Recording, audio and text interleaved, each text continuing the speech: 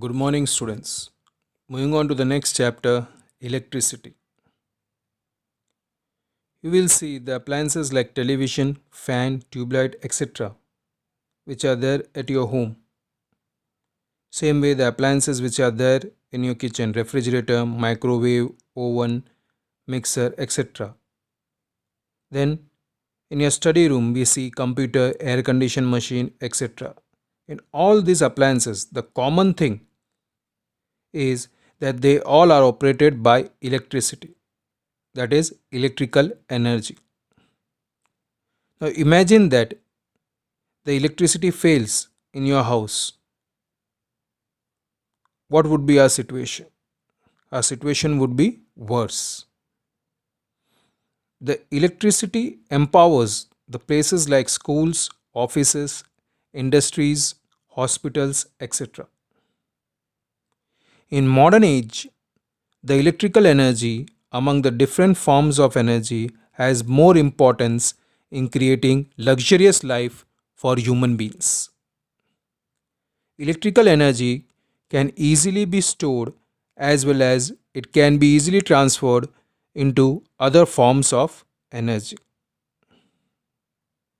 So, here, first of all, we will know about the foundation stone of electricity, namely as electric charge. The electric charges are of two types: positive electric charge, that is proton, and negative electric charge, electron. Electric charge is an intrinsic property of electron and proton like mass, which is difficult to define. In SI unit system, charge is measured in coulomb. Conventionally, electric charge of proton is considered positive and the electric charge of electron to be negative, but their magnitudes are same. Charge of an electron is 1.6 into 10 raised to minus 19 coulomb, whereas charge of an electron is negative 1.6 into 10 raised to minus 19 coulomb. During the interaction among the electric charges, repulsive force is exerted between two like charges. Example, electron electron or proton proton. And the attractive force is exerted between two unlike charges. Example, electron proton. The magnitude of electric force between the charges can be calculated from the law which was given by Charles Coulomb. Next topic is electric current. We are familiar with the flow of water. The quantity of water flowing in the river is called water current. Similarly, the amount of charge flowing through the conductor, that is a copper wire, is known as electric current. During the formation of metallic materials, these electrons get separated from their parent atoms and move in a random manner. Such electrons are known as free electrons. Such free electrons are responsible for the conduction of electric current. Metallic materials like copper, silver, and aluminum have plenty of such free electrons. The conduction of electric current can easily take place in such materials. So they are called conductors. So the substances in which electricity can pass easily is known as conductors. The materials like rubber, glass, plastic do not have free electrons. So the conduction of electric current through it is not possible. So they are known as insulators. In the first figure, you can see the random motion of free electrons in a conducting wire. The motion of electrons is uniform in all the direction. Now think about any one cross section A which is perpendicular to this conducting wire. In any given time interval, the number of electrons moving to right side of the cross section equals to that moving to the left. So the net quantity of electric charge passing through cross section is 0. Therefore, the electric current is not formed, even though there is a motion of free electrons in conducting materials.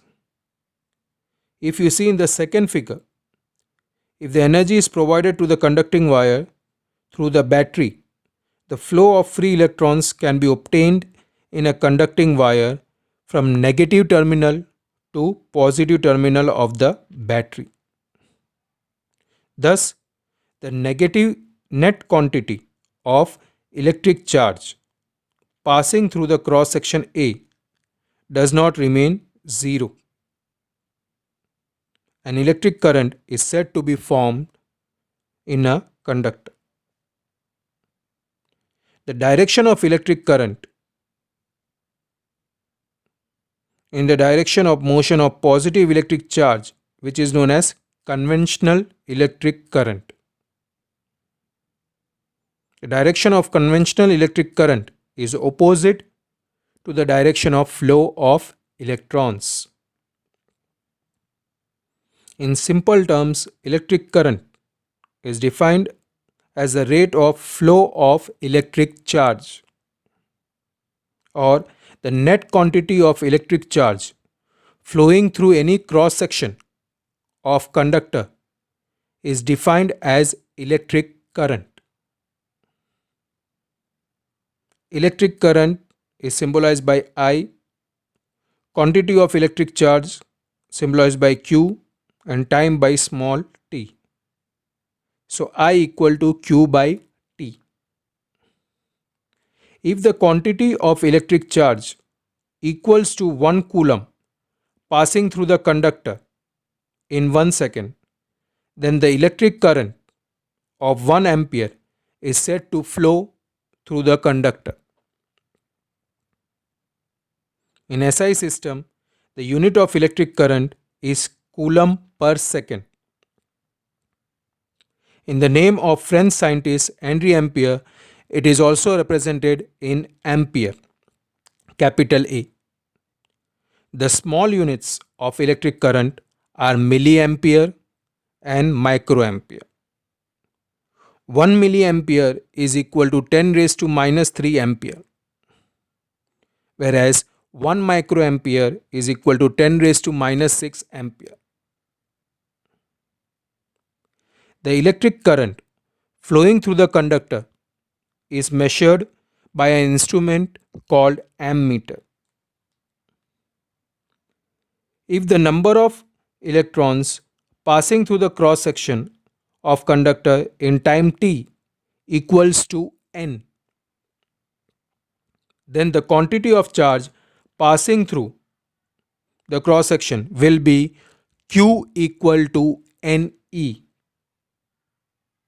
So if you substitute it in the earlier equation of I equal to Q by T, we get it as capital I equal to Ne upon T, where E is the charge of electron, that is 1.6 into 10 raised to minus 19 coulomb. Next topic is electric potential and electric potential difference. In order to understand this, we'll just take the example of flow of water from one vessel to the other. Pour more amount of water in vessel A and less amount of water in vessel B. Now when these vessels are connected through a tube, the water flows from the vessel A to vessel B. Here the water pressure is more in vessel A and the water pressure is less in vessel B. Thus, due to the pressure difference, the water flows through the tube. In the similar way, if we produce the electric potential difference, then the electric current can be obtained. This difference is known as in electric potential is known as electric potential difference. So what it is? On bringing some electric charge near any other charge, an attractive or repulsive force exerts on it. I repeat, on bringing some electric charge near any other charge, an attractive or repulsive force exerts on it. Thus, the work is to be done against this force, keeping a charge in equilibrium, and to move another near or far from it. This work is stored in the form of potential energy. This work done on the charge is called electric potential. I repeat, the work is to be done against the force of attraction or repulsion, keeping a charge in equilibrium, and to move another near or far from it. This work is stored in the form of potential energy. This work done on the charge is called the electric potential. So, electric potential can be defined as the work required to bring the unit positive charge from infinity to any point against the electric force is known as electric potential at that point. I repeat, the work required to bring the unit positive charge from infinity to any point against the electric force is known as electric potential at that point. Electric potential is represented by V. The formula is capital V equal to W upon Q. So the unit of electric potential is joule per coulomb or volt. Definition of electric potential difference.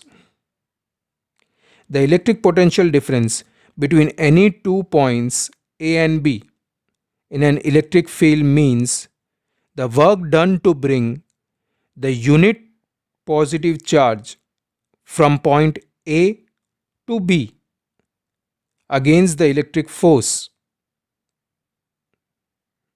I repeat, the electric potential difference between any 2 points A and B in an electric field means the work done to bring the unit positive charge from point A to B against the electric force. Electric potential difference is symbolized by V. Its formula is also V equal to W by Q. So its SI unit is joule per coulomb or volt. If the work done to bring 1 coulomb electric charge from one point to other is 1 joule, then the potential difference between these 2 points is called 1 volt. I repeat, if the work done to bring 1 coulomb electric charge from one point to other is 1 joule, then the potential difference between these 2 points is called 1 volt. That is 1 volt equal to 1 joule upon 1 coulomb. That is 1 volt equal to 1 joule per coulomb. The electric potential difference is measured with the device called voltmeter. Now next topic is the symbols of different devices used in circuit diagrams. The first one is electric bell, that is positive terminal and negative terminal you can observe. Second one is a battery or combination of cells. Third one is the plug key or switch which is open. Fourth one is the plug key or switch which is closed. Fifth one, if a wire is joined at a particular point. Sixth one, we can observe wire crossing without joining, that is over the other one. Electric bulb is the seventh one. A resistor of resistance R, it is denoted by this symbol. Next is variable resistance, how it can be denoted in the diagrams. 10th is the instrument known as ammeter, which shows the positive and negative terminal of it. And last is voltmeter. It also consists of positive and negative terminal. Next topic is Ohm's law. In order to find the relationship between the current passing through the conductor and potential difference resulting across two ends, German scientist George Ohm derived the relationship between them, which is also known as Ohm's law. So, what is the statement of Ohm's law? In the definite physical situation, the electric current flowing through the conductor is directly proportional to the potential difference applied across it. I repeat the statement of Ohm's law. In the definite physical situation, the electric current flowing through the conductor is directly proportional to the potential difference applied across it. That is, I is proportional to V, which can also be written as V is proportional to I. In order to remove the proportionality sign, we multiply it with a non-zero constant R. Here R represents the resistance of the circuit. So V equal to IR. Now from the above equation, we can derive the formula for resistance. Resistance R equal to voltage upon electric current. The SI unit of resistance is volt per ampere, which is also known as ohm. Its symbol is omega. 1 ohm is equal to 1 volt upon 1 ampere. When 1 volt potential difference is applied across the conductor and 1 ampere current flows through it, then resistance of the conductor is said to be 1 omega. The resistance of the substance depends upon the kind of substance and its physical situation. Example, temperature. In metallic substance, the resistance increases with the increase in temperature. In conductor, the free electrons collide with the positive ions during their motion, so that their motion gets opposite.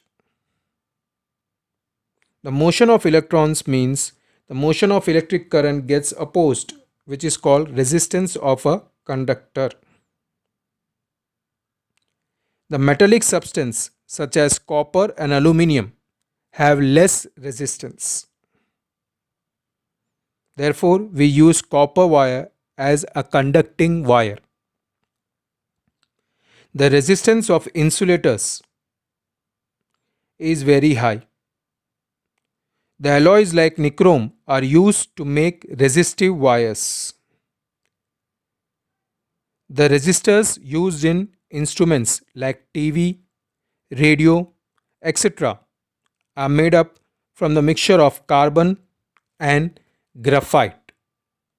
Next topic is factors on which the resistance of a conductor depends.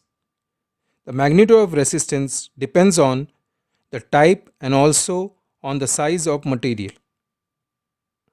The resistance of any conduction substance is directly proportional to the length and inversely proportional to the area of cross section of the substance. If the length of the conductor and its area of cross section are represented as small l and capital A respectively, then capital R is directly proportional to L, capital R is inversely proportional to 1 upon A. Therefore, capital R is proportional to L upon A. In order to remove the proportionality sign, we multiply it with rho. R equal to rho L upon A. Now here rho is called the resistivity of the conducting material. Rho can be written in equation format as R into the ratio of capital A upon L. The unit of rho equal to unit of resistance into unit of area upon unit of length, that is omega into meter square upon meter, which gives us omega meter. The resistivities of conductors and alloys are less, whereas it is very large for insulators. The resistivity of elements such as silicon and germanium is more than conductors but less than insulators. So, they are called semiconductors. Such elements are widely used in fabrication of electronic components.